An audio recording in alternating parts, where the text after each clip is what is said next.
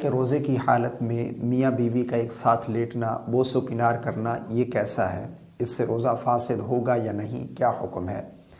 دیکھیں، اس حوالے سے ایک صورت میں روزہ فاسد ہو جائے گا، ایک صورت میں روزہ فاسد نہیں ہوگا۔ تھوڑا تفصیل سے اس بات کو سمجھیے گا۔ اس حوالے سے ابو داؤد کے اندر ایک روایت موجود ہے۔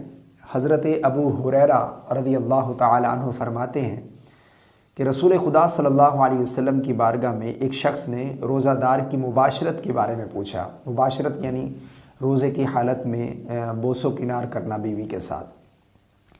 تو رسول اللہ صلی اللہ علیہ وسلم نے اس شخص کو رخصت عطا فرمائی۔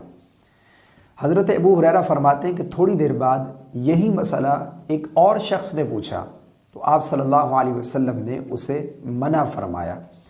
حضرت ابو ہریرہ فرماتے ہیں کہ جس شخص کو رسول اللہ صلی اللہ علیہ وسلم نے روزے کی حالت میں بوس و کنار کی رخصت عطا فرمائی وہ بوڑھا تھا، اور جسے منع فرمایا وہ نوجوان تھا۔ تو اس حدیث سے علماء بیان فرماتے ہیں کہ اگر کوئی شخص ایسا ہے جسے اپنی شہوت پر امن ہے، یعنی اسے مکمل یقین ہے کہ وہ روزے کی حالت میں بیوی کے ساتھ لیٹے گا، بوس و کنار کرے گا، تو اسے انزال بھی نہیں ہوگا اور نہ ہی اس کی شہوت بڑھ جائے گی کہ وہ اس عمل میں مبتلا ہوگا جس سے روزہ فاسد ہو جاتا ہے، یعنی بیوی کے ساتھ مباشرت کر بیٹھے گا، ہم بستری کر بیٹھے گا۔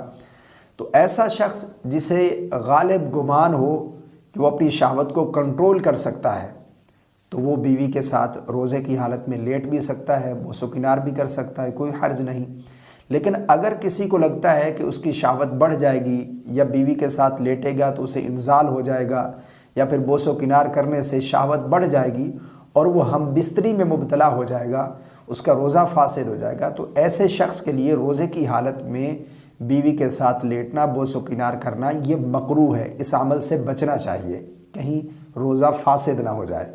تو اگر تو شہوت پر کنٹرول ہے تو وہ بیوی کے ساتھ لیٹ بھی سکتا ہے، بوس و کنار بھی کر سکتا ہے، کوئی حرج والی بات نہیں ہے۔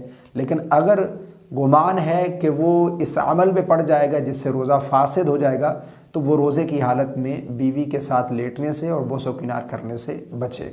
مجھے امید ہے آپ کو میری بات سمجھ آ گئی ہوگی۔ اللہ تعالی ہم سب کو سمجھ کی توفیق عطا فرمائے۔